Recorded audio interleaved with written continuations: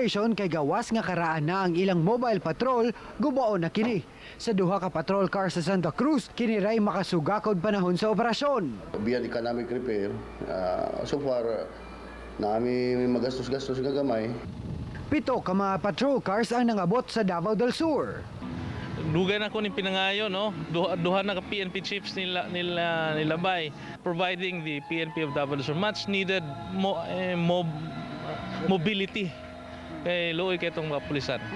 Lakip sa matagaan niini ang Digos Police, Matanao Police Station ug Provincial Headquarters. Dako kayo tabang kini para nga amo ang delivery of service in case sa mga police assistance sa mga katawhan sa Santa Cruz. Amo yung matabangan. Karong Enero, laing unumpa ka mga patrol cars ang gitakdang ipangapod-apod sa uban pang mga police stations nga labing nanginahanglan niini. Francis Magbanwa, Patrol ng Pilipino.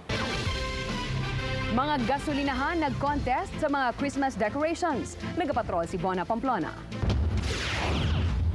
Sa Diversion Road Buhangin area gipalibutan og mga stars ang usa ka gasolinahan. Naasay mga Christmas lights sa mga tanom ug sa kilid makita ang ilang belen. Naasay mga lantern nga nakabitay gamit ang mga old ug recycled materials. Nalay spirit of Christmas ang among station mo na nag-decorate me. Sa Bahada, dagan sabang nahinganghang nagapatubil sa kaanindot sa dekorasyon gamit ang mga klasik-klasing suga. Gani nag-enjoy og tanaw ang driver nga si Alejandro Anunag sa mga parol ug mga Christmas decorations. Oh, gwapo eh. Attract kayo. Gwapo ng decoration na rin.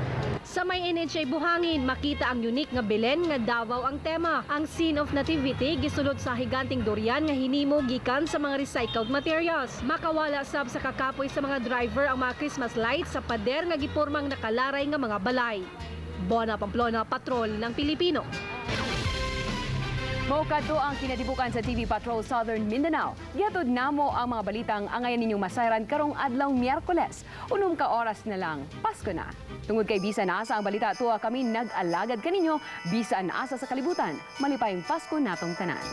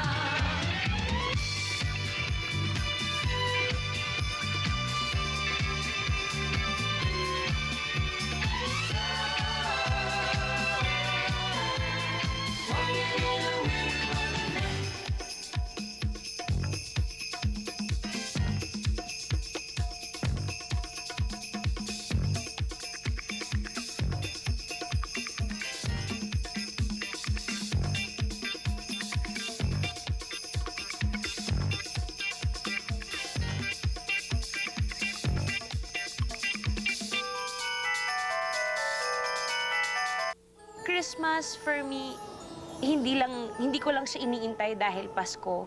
Inaabangan ko siya kasi iyon lang yung time ko sa makasama ko yung buong pamilya ko. Yan ang talagang bilin na bilin sa amin ni Mami kahit nung umalis siya papuntang Canada.